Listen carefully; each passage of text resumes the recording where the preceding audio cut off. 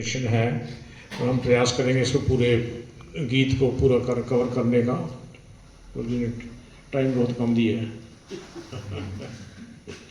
तो भज हूँ रे मन, भज मैंने भक्ति में लगाना अपने, भज मैंने भजन भी होता है, भजन करना, भगवान की ग्लोरिफिकेशन करना, भगवान के गुणगान करना, कीर्ति का गुणगान करना। तो ये जो है भज हो रे मन, तो वो कह रहे हैं कि इस पहले मन को हमें एजुकेट करना है।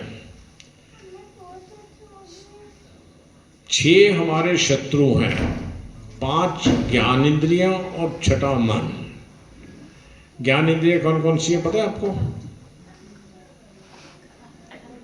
आंख, कान, नाक, जीवा और त्वचा, ये ज्ञान इंद्रिय जिनसे हमें ज्ञान प्राप्त होता है।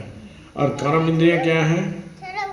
हाथ, पांव, लिंग, गुदा और जीव।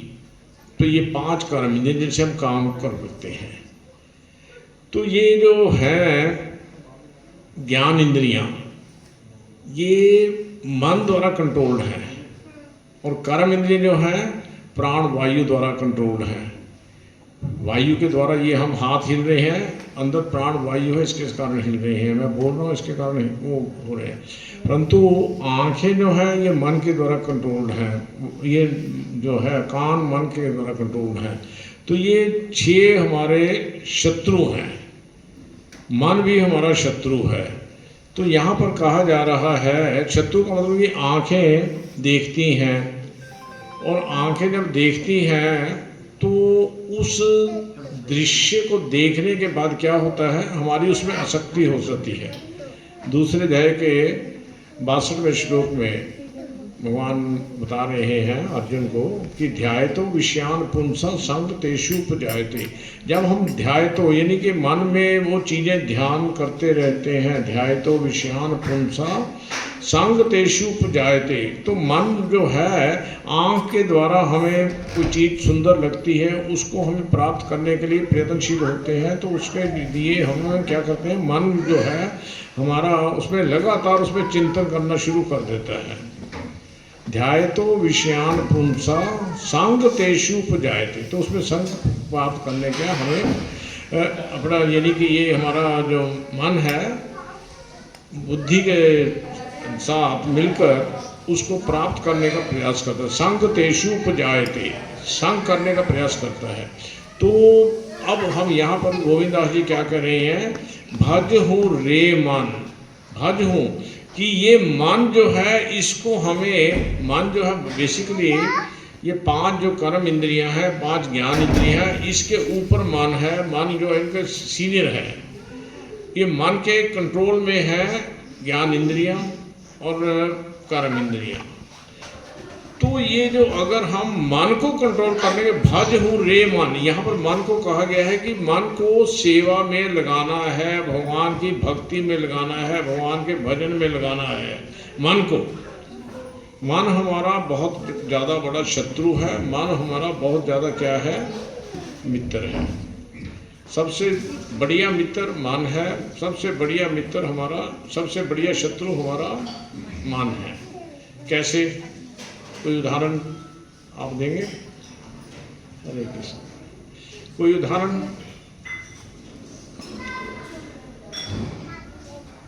कि मन जो है हमारा शत्रु है। देखिए मैं उदाहरण, सिंपल सा उदाहरण देता हूँ आपको।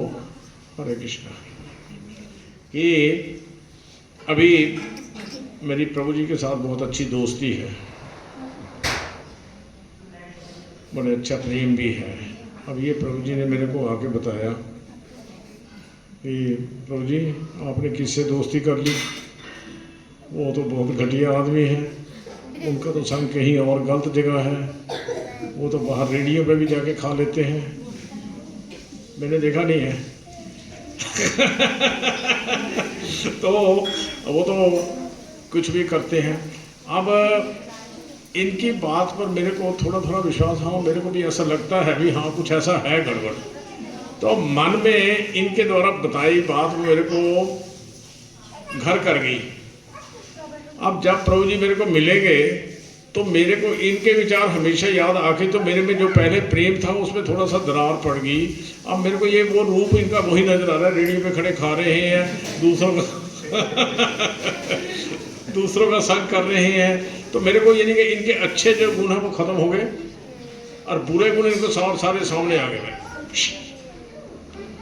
तो ये मन जो है इसको हम बड़ी जल्दी ये एल्योरमेंट हो जाती है इसकी, बड़ी जल्दी, और अच्छे गुणों में ये धारण नहीं करता। बुरे गुण जिसके पता लगते हैं उसको फटाफट धारण कर लेते। किसी के बारे में हमें आपस में मन मुटाव हो गया, कोई लड़ाई झगड़ा हो गया, चलो थोड़ा भाई हम तो कृष्णा कॉन्शियस में हैं, छोड़ो यार, छोड़ो क्या होगा, बस हो गया जो हो गया, ऊपर से हो गया। पर अंदर से जब बंदा जब सामने आता है ना, सामने है, सबसे पहले उसकी कौन सी बातें याद आती है? सबसे बातें जो हमने आपस में इसने मेरे को बोली थी, मैंने इसको बोली थी सबसे पहले वो बातें याद आ जाएंगी। यानी कि बंदे का अब ये कहानी जो है सच्ची कहानी, यानी कि द्रुपद महाराज और द्रोणाचार्य की। कितने बड़े ऋषि हैं वो। द्रोणाचार्य आचार्य हैं, द्रुपद राजा हैं। तो बचपन में इनका संग था, गुरुकुल में इकट्ठे पढ़ रहे थे, और इन्होंने आपस में एक प्रतिज्ञा वो किया, क्योंकि राजा थे द्रोणाचार्य, बच्चे थे। वो कहते मेरे सखा द्रोणाचार्य, आप जब भी आपको कभी मुसीबत हो तो मेरे पास आना, मैं राजा हूँ तो मैं आपकी मदद करूँगा। तो वो गुरुकुल की बात थी। अब गुरुकुल में जब इनकी चले गए, गुरुकुल से इनकी शादी हुई द्रोणाचार्य की, इनका भी परिवार हो गया, सब कुछ हो गया। तो एक दिन उनकी पत्नी ने कहा, इनकी द्रोणाचार्य की पत्नी कृपि ने, कि आपका दोस्त जो है वो राजा है, उनसे गाय मांग लो, हमारा बेटा जो है द्रोणाचार्य ये अश्वत्थामा, इसको दूध पीने के लिए भी नहीं है। तो वो कहते ठीक है, मांग लेता हूँ, दे देगा, मेरा दोस्त है, बहुत अच्छा दोस्त है। तो अब गाय मांगने के उन्होंने निरादर कर दिया, उसने अपने द्रुपद ने, कि दोस्ती बराबर वालों में होती है, तुम ब्राह्मण जरूर हो पर भिक्षु हो, तो इसलिए मेरी तुम्हारी दोस्ती नहीं हो सकती। तो ये बात अब द्रोणाचार्य जो है वो अपने हृदय से नहीं निकाल सके। इतने बड़े आचार्य शिक्षा दे रहे हैं, परंतु ये मन में उनके क्या हो गया, उनके प्रति ईर्ष्या हो गई। अब वो अपने जो कुरु वंश हैं उनके कुमारों को शिक्षा दे रहे हैं। तो उन्होंने जब गुरु दक्षिणा में क्या कहा कि द्रुपद को बंदी बनाकर लाओ मेरे पास, अर्जुन को कहा कि द्रुपद को बंदी बना के लाओ, क्योंकि हृदय में ईर्ष्या है ना, हृदय में ईर्ष्या है, मन में ईर्ष्या है। तो वो बंदी बना के लाए। तो जब राजा बंदी बन गया तो उसका राज्य भी अपने हो गया कब्जे में। अब उन्होंने क्या कहा, ठीक है अब इसको छोड़ दो। गुरु के सामने जब आए तो उन्होंने कहा इसको छोड़ दो और इसका आधा राज्य भी इसको वापस कर दो। तो द्रोणाचार्य उदार थे, आचार्य थे, तो वहाँ उन्होंने, तो उनका हृदय निर्मल था, उन्होंने वापस कर दिया। तो उन्होंने वहाँ पूछा कि हे राजा द्रुपद, अब मैं आपके बराबर हो गया, आधा राज्य आपके पास है, आधा मेरे पास है, मैं आप बराबर, अब मित्रता हो सकती है हमारे में। तो द्रुपद ने कहा हाँ हाँ हाँ हाँ हाँ हो सकती है। और आपस में उन्होंने क्या किया, आलिंगन किया, भाई ठीक है, बड़े फर्स्ट क्लास हम मित्र हैं। पर वो जो निरादर हुआ उनका, अर्जुन बंदी बना के लाया गुरु के सामने, वो चीज भूल नहीं सके। समझे ना बात, हृदय में ऊपर से तो हो गया भाई हाँ नहीं फैसला हो गया अपना, ठीक है सब कुछ, पर अंदर से वो सारी चीजें चलती रही। अब द्रुपद ने फिर क्या किया, ये यज्ञ किया, और यज्ञ से उन्होंने कहा कि इस द्रोणाचार्य को जो मारने वाला है उसको मेरे को एक पुत्र पैदा करना है। तो वहाँ पर उस यज्ञशाला से उनको दो, एक पुत्री और एक पुत्र प्राप्त हुआ। पुत्री का नाम द्रौपदी था और पुत्र का नाम था, क्या नाम था, धृष्टद्युम्न। तो वो जो है इस तरीके से, अब वो फिर द्रुपद का उन्होंने वध किया उस युद्ध में। तो कहने का तात्पर्य ये मन जो है हमारा जब भी हम कोई बुरी चीज़ किसी के साथ बैड रिलेशन हो जाते हैं, तो जब वो व्यक्ति सामने आता है तो सबसे पहले वो चीज़ें याद आ जाती हैं। चाहे हम जितना मर्जी अपना प्रयास कर रहे हैं इस चीज़ को हटाने का, नहीं मैं तो बहुत निर्मल हूँ, भक्ति कर रहा हूँ, भगवान का नाम जप कर रहा हूँ, तो मन very very difficult to conquer. कहते हैं ना, देवी हायश गुणमयी मम माया दुरत्य। भगवान कहते हैं ये माया शक्ति मेरी है। ये 5 जो भगवान ने 24 तत्व दिए हैं, जल वायु अग्नि पृथ्वी आकाश मन बुद्धि अहंकार, और 5 ज्ञान इंद्रिय, 5 कर्म इंद्रिय, 5 महाभूत, 5 उनके विषय और कुलचित चेतना, ये 24 तत्वों का जो ये दिया भगवान ने हमारे को, ये शरीर, ये प्रकृति, वो बड़ी डिफिकल्ट है उसको कॉन्कर करना। देवी हर्ष गुण में मम माया दुरत्य, ये दुरत्य, ये उसको पार नहीं कर सकते। तो यहाँ पर कह रहे हैं हमें भज हो रे मन श्री नंद नंदन, कि मन को हमें भगवान के भजन में लगाना है, भगवान की सेवा में लगाना है। कि भजन मतलब कि सेवा, और सेवा हम सिर्फ एकमात्र इन इंद्रियों से कर सकते हैं, इंद्रियों से। सर्वोपाधि विनिर्मुक्तम, रूप गोस्वामी बता रहे हैं, सर्वोपाधि विनिर्मुक्तम तत्पर्तम निर्मलम ऋषि के सेवनम भक्ति युच्यते। सर्वोपाधि, हम इस मन को कंट्रोल करने के लिए क्या करना पड़ेगा, वो मन को कंट्रोल करने का यहाँ पर बात कर रहे हैं। सर्वोपाधि विनिर्मुक्तम, सर्वोपाधि की हमें क्या करना है, अपनी उपाधियों को छोड़ना है। उपाधियाँ क्या है? अब मैं प्रभु जी से नाम पूछूंगा, प्रभु जी आपका नाम क्या है? क्या नाम है आपका? मुनीश। तो ये आपका आपके शरीर से संबंधित नाम है या आत्मा का नाम है? शरीर का नाम है। तो वास्तव में ये हमारी पहचान नहीं है। आप करते क्या हैं? प्राइवेट जॉब कर रहे हैं, ये भी शरीर से संबंधित है, आत्मा का ये वो नहीं है। तो यानी कि हमें इस भौतिकता से, हमें इसे शरीर से अटैचमेंट है। हम जो भी हमसे पूछा जाएगा, वास्तव में ये हमारी पहचान नहीं है। तो हमें क्या करना है, ये जो उपाधियां हैं, मैं प्राइवेट जॉब में मैनेजर हूँ, मैं सीईओ हूँ, मैं एमडी हूँ, या मेरा ये एम्पायर है, तो ये जो है ये हमारी उपाधियां हैं, उपाधियां। और ये उपाधियां हमें झुकने नहीं देती। झुकने का मतलब है हमारे मन को झुकने नहीं देती।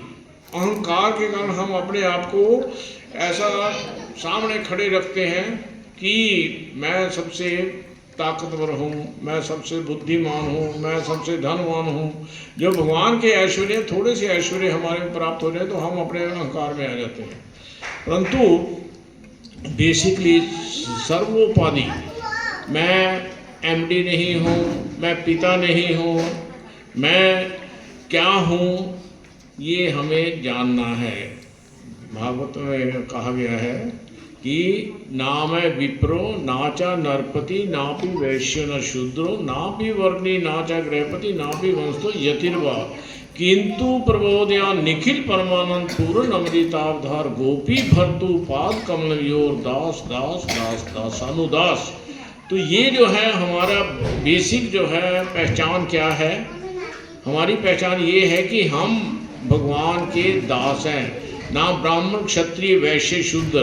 ब्राह्मण को वो हो सकता है अहंकार कि मैं इतने सारे वेद जानता हूँ, इतने सारे ग्रंथ पढ़ लिए, इतने मेरे को ज्ञान है, इतने मंत्र बोल सकता है, मंत्र तंत्र विशारदा, षट कर्म निपुणो विप्रो, मंत्र तंत्र विशारदा, ये ब्राह्मण का अहंकार है कि मैं सारे मंत्र बोल सकता हूँ, मंत्र तंत्र जानता हूँ, और इतने मैं 6 कामों में निपुण हूँ।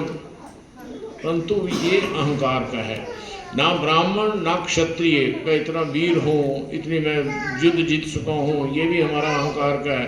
ना क्षत्रिय ना वैश्य ना शूद्र। वैश्य जो हैं बुद्धिमान हूँ, बिजनेस बहुत अच्छे तरीके से कर सकता, शूद्र सेवा बहुत अच्छे कर सकता। ब्राह्मण वान पर यानी कि ब्रह्मचारी हूँ, ना अपना ग्रस्त हूँ, ना वानप्रस्थ हूँ, ना सन्यासी हूँ।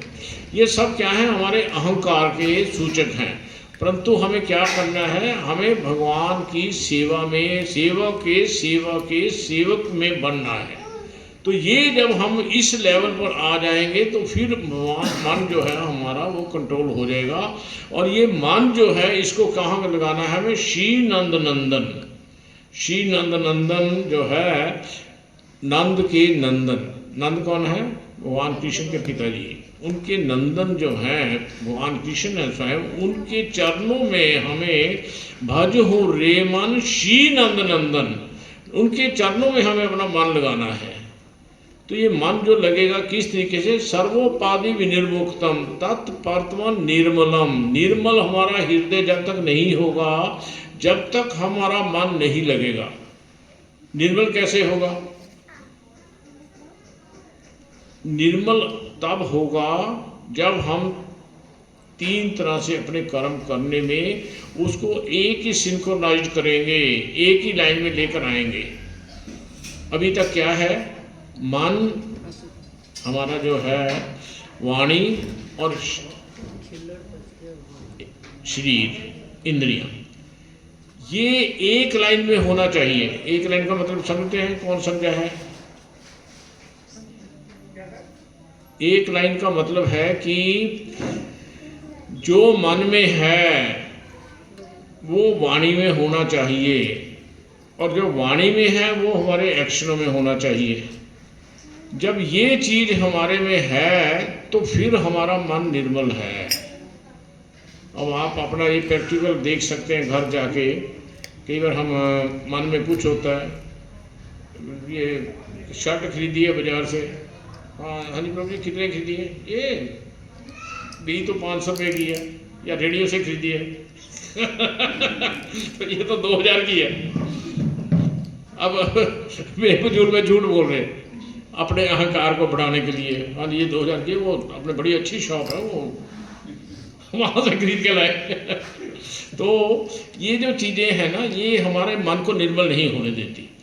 तो मन को अगर निर्मल करना है तो हमें एक लाइन में लाना पड़ेगा जो मन में है। अगर 500 रुपये की है, रेडी मार्केट से खरीदिए भी यार, बहुत अच्छी मिल गई, 500 रुपये मिल गई, रेडी वहाँ से लाया रेडी से, तो ठीक है, तो उसमें कोई जाता नहीं है। हम झूठ अनसेसिव बोलते नहीं, हमारा जो प्रेस्टीज बढ़ेगी भी, हाँ भी बहुत अमीर आदमी है ये, देखो कितनी अच्छी दुकानों से, ये इनका रहन सहन बहुत अच्छा है। तो इसलिए हमें इसको करना है, भज हो रे मन श्री नंद नंदन अभय चरनार बिंदरे। अभय चरनार, अभय जो हैं, हम आहार निद्रा भय मैथुन, चार चीज़ों में हम लिप्त हैं, खाने में, सोने में, अपनी रक्षा करने में। तो यहाँ पर भगवान को कहा अभय। अभय मतलब कि उनको किसी चीज़ का भय नहीं है, हमें भय है। क्या चीज़ का भय है हमें? कि जो हमारे पास है वो चला ना जाए, जो हमने अर्जित कर लिया वो चला ना जाए। आगे बताएंगे भी क्या क्या है जो हमारे पास, जिसके बारे में हम चिंता करते हैं, तो उसको हम हमेशा भयभीत रहते हैं, मृत्यु ना आ जाए। मेरा बेटा जो है बाहर गया मार्केट में, थोड़ा लेट हो गया तो भय है कि कहीं कोई एक्सीडेंट ना हो गया हो, कोई कुछ और अनर्थ ना हो गया हो। आजकल इतने क्राइम हो रहे हैं, कुछ और ना गड़बड़ होगी, भयभीत हैं कि किस तरीके से मकान को बंद करके आए हैं, चले गए कहीं अपने शादी में, पीछे से चोरी ना हो जाए। और होती है चोरियाँ, शादी में गए पीछे ताला तोड़ के ले गए सामान सारा, तो भयभीत हैं। कार गाड़ी में पार्क की, अब पार्किंग में गाड़ी है तो भयभीत हैं कि पता नहीं कार को कोई पीछे से ले ही जाएगा। तो ये हमेशा हमारे भयभीत बने हुए हैं हम। परंतु अगर हम ऐसी शक्ति के अधीन हो जाएंगे जो कि अभय हैं, उनको किस चीज़ का भय नहीं है, तो वो है कौन है? श्री नंद नंदन अभय चरनार विंदरे। अरविंद उनके, यानी कि चरण कमल जो हैं, उनके चरणों के अगर हम शरण ले लेंगे तो क्या हो जाएगा? हम अभय हो जाएंगे, हम भी अभय हो जाएंगे। क्योंकि अगर छोटा बच्चा है, पिता की हाथ पकड़ा हुआ है, कितनी भी भीड़ हो तो ही वो सुरक्षित है, उसको कोई खतरा नहीं है, देख भी रहा है, आनंद भी ले रहा है, परंतु वो सुरक्षित है, पिता के साथ है। अगर पिता का हाथ छुड़ाकर वो कहीं भीड़ में गुम हो गया तो फिर उसको लोकेट करना बहुत मुश्किल है। तो इसलिए यहाँ पर अभय, उसकी शरण में हमें जाना, उनके चरणों की शरण हमें ग्रहण करनी है अभय बनने के लिए, वरना हम हमेशा ही भयभीत रहेंगे। और आगे का है दुर्लभ मानव जन्म सत्संग। दुर्लभ मानव, ये मानव का शरीर जो हमें मिला है, किसके लिए मिला है? सत्संग। दुर्लभ मानव जन्म दुर्लभ मानव जन्म सत्संग, ये मानव जो है दुर्लभ मानव, ये सत्संग के लिए मिला। सत मैंने भगवान का एक विग्रह जो है वो सच्चिदा आनंद है, सत चित और आनंद। उसमें सत शब्द किसके लिए है? भगवान सर्वव्यापक हैं, तो हमें उस सर्वव्यापक का संग करने के लिए, सत्संग में नहीं मीन के वो उस सर्वव्यापक का संग करने के लिए हमें ये दुर्लभ मानव जन्म मिला है। दुर्लभ मानव जन्म, it is not that easy लब्ध्वा सुदुर्लभम इदम बहुसंभव अन्ते मनुष्य अर्थदम अनित्य अपि हदीरा दूर्नम यतेत नापतेत अनुमृत्यु यावत् नीशे यस्य खलु सर्वता स्यात्। ये इतने जन्मों के बाद हमें ये शरीर प्राप्त हुआ है। लब्ध्वा सुदुर्लभ, ये लिखा ना यहाँ पर, दुर्लभ मानव, लब्ध्वा सुदुर्लभ, वहां भी लिखा है, यहाँ तो दुर्लभ लिखा है, वहां लिखा सुदुर्लभ। भागवत में लिखा सुदुर्लभ, बहुत मुश्किल से मिला। लब्ध्वा सुदुर्लभ इदम बहुसंभव अन्ते, तो भव यहाँ भी आएगा, तरहु ए भव सिंधु रे, नीचे आ गया ना, तरहु ए भव सिंधु, तो भव सागर, ये भव सागर है। भजहु रे मन श्री नंद नंदन अभय चरणारविंद रे, दुर्लभ मानव जन्म सत्संगे भव तरहु ए भव सिंधु रे। वहां गए लब्ध्वा सुदुर्लभ इदम बहुसंभव अन्ते, वहां भी वही चीज आ रही है। देखो भागवतम का ये श्लोक है जो मैंने बोल रहा हूँ, और यहाँ पर ये गोविंद दास आचार्य जो है वो भजन बता रहे हैं, सेम चीज, फिलॉसफी सेम है, परंतु यहाँ पर वो एक गीत के रूप में बता रहे हैं। तो तरहु लब्ध्वा सुदुर्लभ इदम बहुसंभव अन्ते, भव मैंने होता है बार बार जन्म लेना, बार बार मरना, बार बार, ये भव सागर है। सागर में जब कोई गिर जाता है या तो वो उससे वापस नहीं आ सकता, उसको बाहर की हेल्प चाहिए। तो इसलिए माता जी,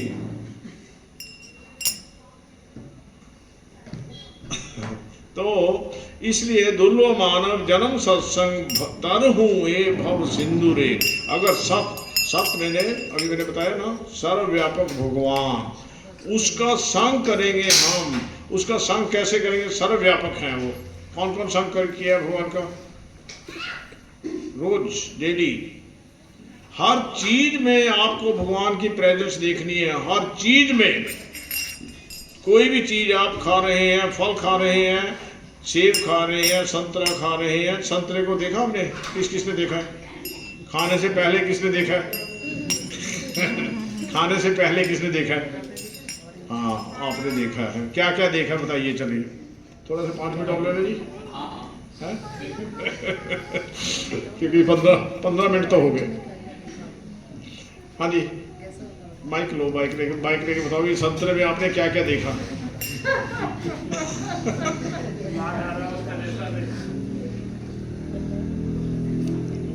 प्रभु जी जैसे चलेगा। उसका जैसे वो कवर में होता है, पहले तो कवर्ड है, बिल्कुल ठीक है। उसके पीसीज हो गए, फिर उसमें सीड होता है, अंदर रस होता है भरा हुआ, लेते हैं। बहुत अच्छा, बहुत अच्छा। देखो, हाँ, वो फाइबर भी होता है। देखिए, अब संतरा जो है एक वृक्ष पे लगा, वृक्ष का जो है कनेक्शन किसके साथ है? पृथ्वी के साथ। पृथ्वी से वो उसके जड़ें जो हैं वो कुछ रस ले रही हैं। अगर उसको आप खोदेंगे तो आपको कोई वहाँ पर आपको कोई मशीन नहीं मिलेगी, कोई व्यक्ति नहीं मिलेंगे, कुछ नहीं मिलेगा। सिर्फ भगवान की प्रेजेंस को यहाँ पर हमें देखना है कि भगवान की प्रेजेंस हर जगह कैसे है।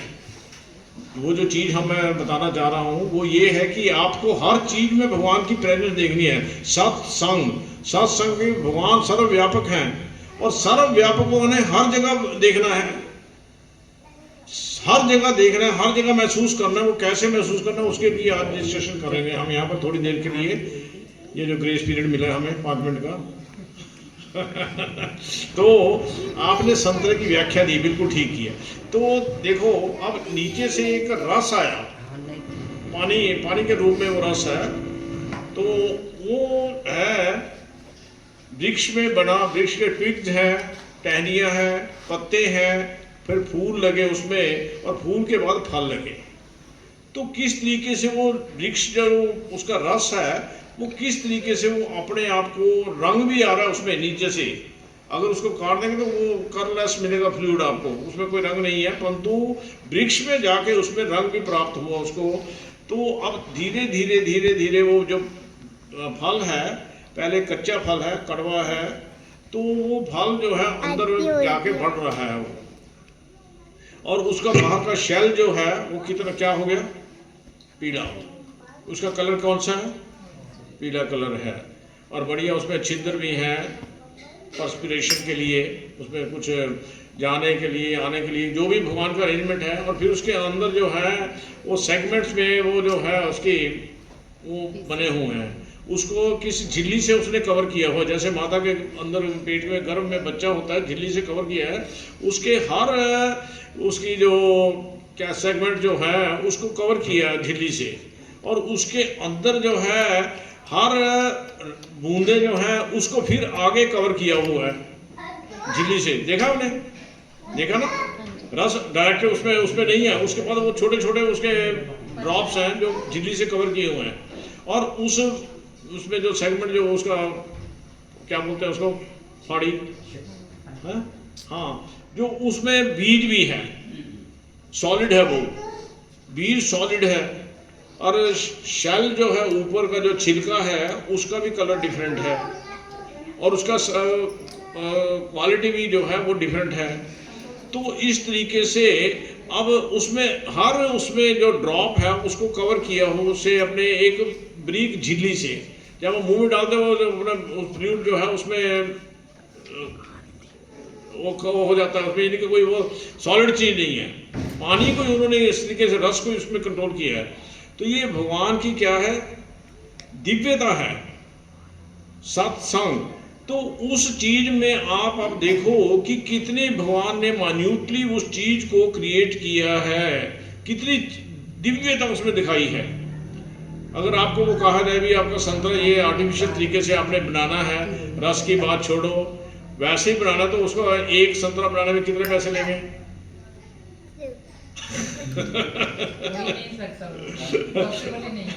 बनेगा भी नहीं, आर्टिफिशियल, यानी कि सारा देखो छिलका उतर रहा है, छिलके में आगे फिर उसकी नाड़ियाँ भी हैं, जैसे हमारे नाड़ियाँ उसमें रस जाता है, हर उसका कनेक्शन है सारा। मटर बनता है, देखिए कैसे बन रहा है वो, और अनार है, कैसे उसके एक एक दाने को कैसे उसने ब्यूटीफुली उसमें अंदर प्रोटेक्ट किया है, उसका बाहर का शेल हार्ड है। तो ये चीज़ें जो हैं ये सत्संग है। हर चीज को आपने देखना है भी कितनी ब्यूटीफुली वो भगवान ने हमारे लिए अरेंज की है, बनाई है। तो उस चीज को जब हम देखेंगे तब ये होगा जन्म सत्संग, यानी कि हर चीज में फिर आप 24 घंटे भगवान का संग करेंगे, ठीक है। तो इस तरीके से हर चीज में देखो, आप संतरा ले लो, सेब ले लो, अमरूद ले लो, जो भी आप चीज़ खा रहे हैं, गोभी है और मटर का दाना जान लो उसमें फली है, तो देखो किस तरीके से मटर लगे हुए हैं। एक मक्की देखो, मक्की जो मक्की होते हैं, भुट्टा जिसे कहते हैं, उसमें कितना फर्स्ट क्लास तरीके से सजाए हुए दाने अंदर, और उसको फिर एक फूस से प्रोटेक्ट किया, फिर छिलके से प्रोटेक्ट किया है, और किस तरीके से अंदर से उसको वो रस प्राप्त हो रहा है, और पीछे से रस आ रहा है, परंतु वो सॉलिड कैसे बन रहा है, उसमें फिर मिठास भी आ रही है, मीठा भी है, वो हार्ड भी है, पोषण भी है, प्रोटीन भी है, और सब कुछ है उसमें। कौन कर रहा है ये? Who is doing it? बोलो, Lord Krishna is doing it. यानी कि वो सर्वव्यापक है, हमें नजर नहीं आ रहे, पर उनकी शक्ति के कारण हमें ये सारी चीजें हैं। तो जब हमें खाना है, वो देखना है, तो हम वी कैन एटलीस्ट अप्रिशिएट, हम एटलीस्ट को अप्रिशिएट तो कर सकते। ये भजना है, ये भज है, भज उन्हें मन को ये उसमें कंट्रोल करना है कि हाँ ये देखो, ये संतरा जो है ये he is the only creator who can do it, not else can do it. हमारे साइंटिस्ट बैठे हैं यहाँ, whether they will be able to do anything, कुछ भी नहीं कर सकते। बीज पानी के माध्यम से बीज आ रहा है, हार्ड बन रहा है, पानी के माध्यम से वो रस आ रहा है, उसमें तना बन रहा है, हार्ड बन रहा है, ट्विग्स बन रहे हैं, पत्ते किसी और कलर के हैं, पत्तों को पोषण हो रहा है और चमक रहे हैं, ग्लोइंग, दे आर ग्लोइंग। हमारा फेस ग्लोइंग है ड्यू टू आत्मा, आत्मा being the part of the परमात्मा। ये इसका आत्मा गई तो इसका ग्लो जो है खत्म होगा। वृक्ष की टहनी कट गई, ग्लो खत्म है, मुरझा जाएंगे, पत्ते सूख जाएंगे। तो ये दिव्यता है। तो अभी ओवर टाइम खत्म हो गया, ग्रेस पीरियड। यहाँ एक ही श्लोक आज में ही चर्चा करेंगे, फिर नेक्स्ट टाइम अगर प्रभु जी कृपा करेंगे तो फिर नेक्स्ट टाइम करेंगे, ठीक है जी। बोलिए हरे कृष्णा कृष्णा कृष्णा हरे हरे, राम राम हरे हरे। धन्यवाद। इस पहले श्लोक में अगर किसी का कोई प्रश्न है तो हम पूछ सकते हैं। किसी को कुछ अच्छा ना लगा हो या कुछ गलत लगा हो या कुछ आप और कुछ बताना चाहते हैं, हरे कृष्ण। ठीक है, समझ आ गया? तो यानी कि अभी आपने समझ में आया कि ये जो इतने अच्छे फ्रूट्स है ना, आप बोल रहे हो खाने के पहले सोचो। सोचना तो है, and before that we have to offer to lord, जिन्होंने हमें दिया है ये सब, उनको तो पहले खिलाए, है ना। ऑफर करना भी है, दिस इज अनदर पार्ट। सबसे पहले अपने मन को एजुकेट करना भी, यानी कि he is the creator who did it, none else can do it. ये मन को कंट्रोल, जब हम ये मन को एजुकेट करेंगे नहीं, ये क्रिएशन भगवान की है इस संसार में। आप आज तक देखिए कोई भी व्यक्ति जो है वो चीज़ें नहीं बना सका। इन्होंने जो साइंटिस्ट हैं, इन्होंने एक चीज़ को जोड़कर दूसरी चीज़ को बना लिया है, परंतु यानी कि ओरिजिनल चीज़ जो बीज, अहम बीज प्रदाता पिता, मैं बीज प्रदाता पिता हूँ। भगवान कहते मैं हूँ बीज, मैंने बीज दिया। अगर बीज नहीं है, पहले मुर्गी हुई या अंडा? What is the question? पहले मुर्गी हुई या अंडा? बोलो। भगवान ने जीव बनाए, पहले 84 लाख योनियां बनाई, तो उनमें मुर्गी हुई, उसके बाद उसको अंडा प्राप्त हुआ, उसके बाद उन्होंने द्वारा चालू हो गया। तो यानी कि कहने का तात्पर्य ये है कि भगवान के अलावा कोई भी व्यक्ति जो है इस कार्य को सक्षम नहीं है करने में। ये संसार में जो कुछ देख रहे हैं आप, ये भगवान की क्रिएशन है, and we should concentrate it. कुछ भी चीज, पानी है, पानी का जो स्वाद है वो दिव्य है। आप कोल्ड ड्रिंक पी लो, जो मर्जी पी लो, मीठा पी लो, लस्सी पी लो, ये कर लो, परंतु जब तक पानी नहीं पिएंगे जब तक तसल्ली नहीं होती। इसका अपना गुण जो है दिव्य गुण है। अरे देखो, गंदगी लगी है, सफाई करने में काम आ रहा है, नहाते हैं हम, मन में वो शांति आती है, यहाँ में ठीक है। बाहर गए हैं तो नहा के तसल्ली होती है। तो ये पानी के दिव्य गुण है। तो इसमें हम देखते हैं अग्नि का अपना गुण है, वायु का अपना गुण है। तो इन चीज़ों को हम मनन करेंगे तो निश्चित रूप से हम क्या करेंगे, भगवान का भजन करेंगे। वो यानी कि आप अपने आप भजन कर रहे हैं और अटैचमेंट है, वो भी दैट इज कृष्णा कॉन्शियसनेस।